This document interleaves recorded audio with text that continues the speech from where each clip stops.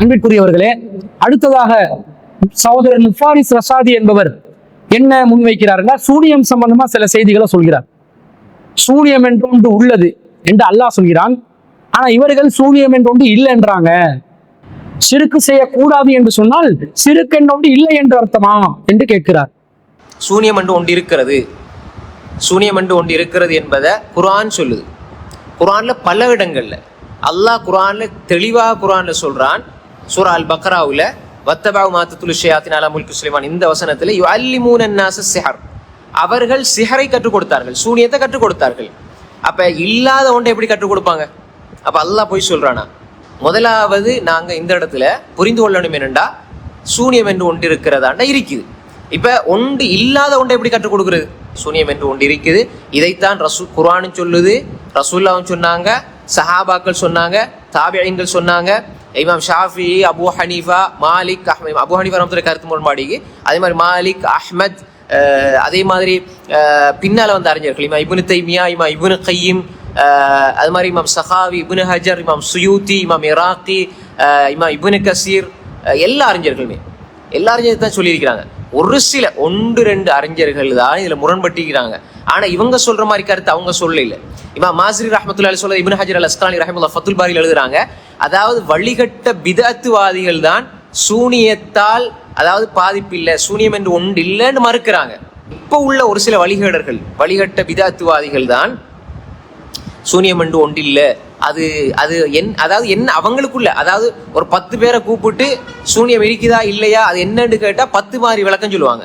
இப்ப எங்கட அதாவது குர்ஆன் சுன்னா மன்ஹஜு ஸலஃப்ல உள்ளவங்ககிட்ட நீங்க கேளுங்க, எல்லாரும் ஒரே பதில் தான் சொல்லுவாங்க. சூனியம் என்று ஒன்று இருக்கிறது, அதற்கு அல்லாஹ் நாடினால் அதனுடைய பாதிப்பு ஏற்படும். இதுதான் எல்லாரும் சொல்றோம். இப்ப அல்லாஹ் தஆலா ஃபிரௌன் பேசுறான், ஷைத்தான் பேசுறான், பாவம் பேசுறான், குஃபுர்னு பேசுறான், ஷிர்க்னு பேசுறான், எல்லாமே இருக்குது. அதுக்குன்னு சொல்லி ஷிர்க் செய்யலுமா, குஃபுர் செய்யலுமா? குஃபுர் செய்யக்கூடாது, ஷிர்க் செய்யக்கூடாது என்பதுக்காக குஃபுர் ஒன்றே இல்லை, ஷிர்க் ஒன்றே இல்லைன்னு சொல்றேன்னா எவ்வளவு பெரிய முட்டாள்தனம். முஃபாரிஸ் ரஷாதி என்பவருக்கு நாங்க என்ன நிலைப்பாட்டை சொல்றோம் என்றதே தெரியாது. இப்ப சூனியம் என்ற ஒன்று இல்லைன்னு நாங்க சொல்றோம். இல்லைன்னு சொன்னா சூனியம் என்ற ஒன்றே உலகத்திலே இல்லைன்றதுதான் நாங்க சொல்ற கருத்தா?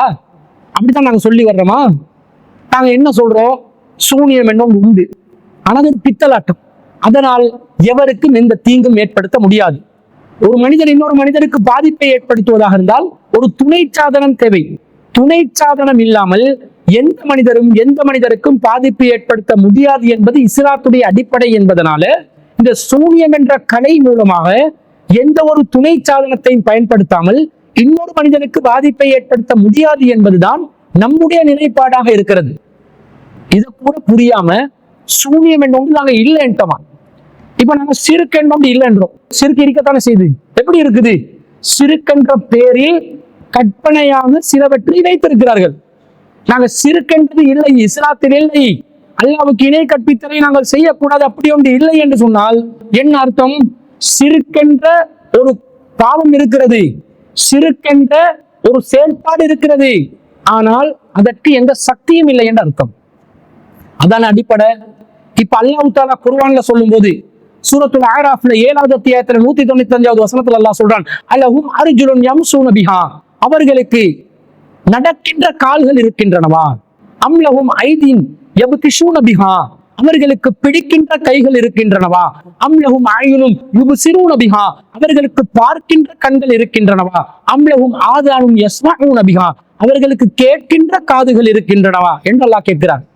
சிலைகளுக்கு கைகள் இருக்கிறதா? ஆமா இருக்கிறது. கண்கள் இருக்கிறதா? ஆமா இருக்கிறது. காதுகள் இருக்கிறதா? ஆமா இருக்கிறது. கால்கள் இருக்கிறதா? ஆமா இருக்கிறது. அப்ப இருக்கிறது, கால்கள் இருக்கிறதா, கைகள் இருக்கிறதா என்றா கால் கை இருக்குது, கையால பிடிக்க முடியுமா? காலால நடக்க முடியுமா? கண்ணால பார்க்க முடியுமா? காதால கேட்க முடியுமா? இந்த சக்தி இருக்கிறதா? இதான் கேள்வி. சிலை சிறுக்கென்றதோடு இருக்குதுன்றா அதுக்கு சக்தி இருக்குதுன்ற அர்த்தம் இல்ல, அதற்கு எந்த சக்தியும் இல்லை. அதுக்கு கை இருக்கும், கால் இருக்கும், கண் இருக்கும், காது இருக்கும், ஆனால் செவிமடுக்கும் சக்தி, பார்க்கும் சக்தி, நடக்கும் சக்தி, பிடிக்கும் சக்தி அதற்கு இல்லை. எனவே ஷிர்க் என்பதற்கு சக்தி இல்லை, ஷிர்க் என்பது இல்லை, அல்லாஹ் ஒருவன் தான் இருக்கிறான் என்று சொல்கிறோம். இந்த வார்த்தைகள்ல வேறுபாடு என்னவென்பதை முஃபாரிஸ் ரஷாதிக்கு புரியாதா? புரிய முடியாதா?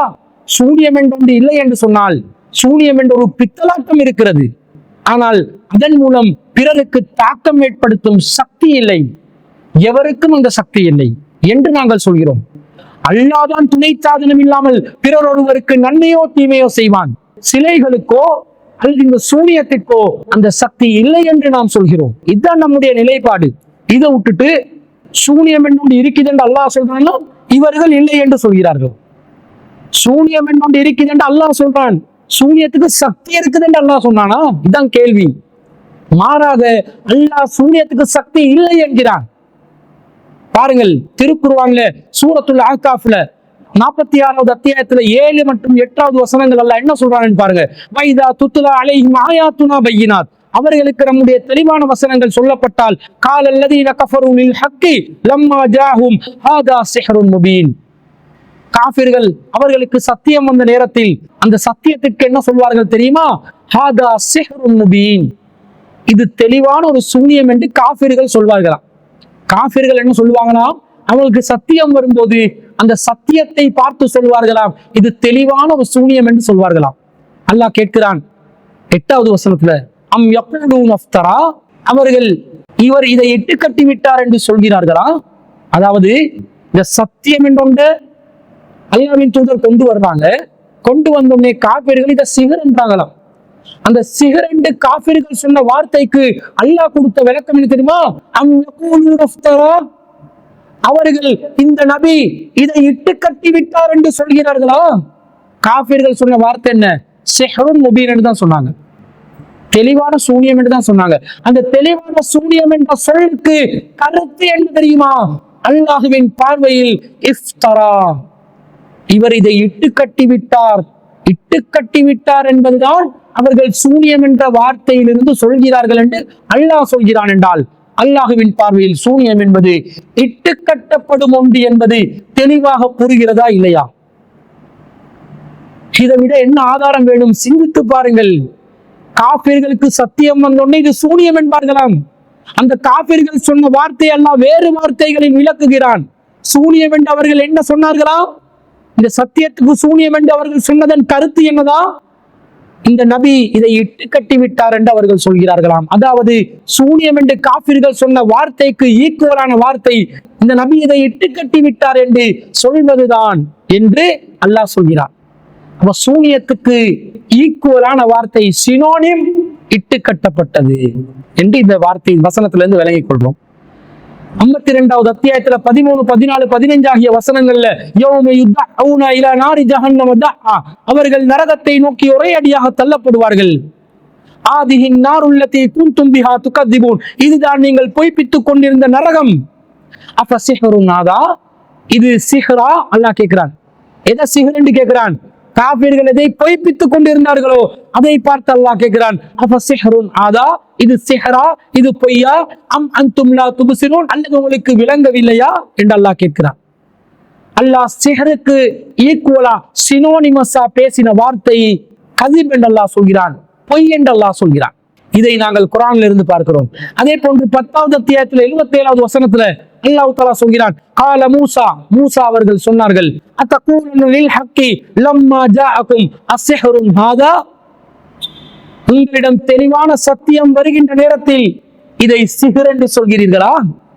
அப்ப சத்தியத்தை மறுப்பதற்காக அவர்கள் சொன்ன வார்த்தை பொய் என்பது, பொய்க்கு அவர்கள் பயன்படுத்திய வார்த்தை சிஹ்ர் என்பது.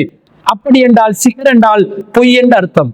வலா யுஃப்லிஹு ஸாஹிரூன், சூனியக்காரர்கள் வெற்றி பெற மாட்டார்கள் என்று மூசா அலைஹிஸ்ஸலாம் அவர்கள் சொல்கிறார்கள். ஏனென்றால் அது பொய், பொய் வெற்றி பெறாது. அதே போன்று அல்லாஹ் தஆலா 20வது அத்தியாயத்தில் 60வது வசனத்தில் அல்லாஹ் குறிப்பிடுகிறார், ஃபதவல்லா ஃபிர்அவுனு ஃபஜமஅ கைதஹு சும்ம அதா, ஃபிர்அவுன் சென்றான், அவனுடைய சூழ்ச்சிகளை ஒருமுகப்படுத்தினான், மீண்டும் வந்தான். ஃபஅஜ்மிஉ கைதகும், உங்களுடைய சூழ்ச்சிகளை ஒருமுகப்படுத்துங்கள் என்று மக்களுக்கு கட்டளையிட்டான். 64வது வசனத்துல சும்மா தூ சஃபன், பிறகு என்னிடம் அணிவகுத்து வாருங்கள். வகத் அஃப்லஹல் யௌம மன் இஸ்தஅலா, உங்களில் இன்றைய தினம் வெல்பவரே, என்னிடம் வெற்றி பெற்றவர் என்று அறிவித்தான்.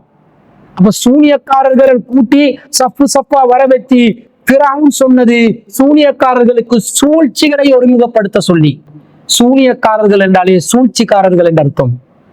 அதற்கு பிறகு 69வது வசனத்தில் அல்லாஹ் சொல்றான், வஅல்கி மா ஃபீ யமீனிக, உமது வலது கையில் உள்ளதை போடுவீராக என்று நாம் மூசாவுக்கு அறிவித்தோம்.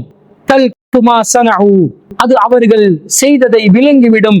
இன்னமா ஸனஉ கைது சாஹிர், அவர்கள் செய்தது சூனியக்காரனின் சூழ்ச்சி என்று அல்லாஹ் சொல்கிறான். அல்லாஹ்வே சொல்லிட்டான் சூனியக்காரன் செய்தது சூழ்ச்சி என்று.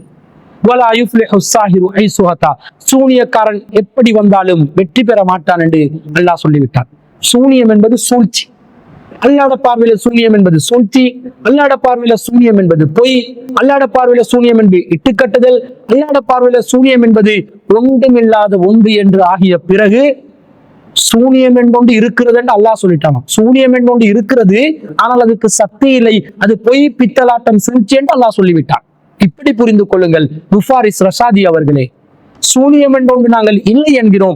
இல்லை என்று சொன்னால் அதற்கு சக்தி இல்லை, காரணம் அதை பொய் சூழ்ச்சி இட்டு கட்டப்பட்ட ஒன்று என்று அல்லாஹ் சொல்லிவிட்டான். முஃபாரிஸ் ரஷாதி அவர்களே, அல்லாஹ் சொல்வதைத்தான் நாங்கள் கேட்போம், நீங்கள் சொல்வதை கண்டிப்பாக கேட்க மாட்டோம். ஏனென்றால் நீங்கள் பொய்யாக சொல்கிறீர்கள். இப்ப புரியுதா? சூனியம் உண்டு என்று அல்லாஹ் சொல்றான், சூனியம் இல்லைன்னு இவங்க சொல்றாங்க. இது அந்த எல்கேஜி பாடம் நடத்துறவங்க கேள்வி கேட்கிற மாதிரி ஒரு கேள்வியை கேட்டு பழைய அதே கேள்விகளை திருப்பி திருப்பி கேட்கிறது. உங்களுக்கு எல்லாம் பதில் சொன்னா சரி புரியுமான்னு நினைச்சு சொல்லப்பட்ட பதில்களை மீண்டும் மீண்டும் சொல்லிக் கொண்டு வருகிறோம். இனியாவது புரியுதான்னு பார்ப்போம்.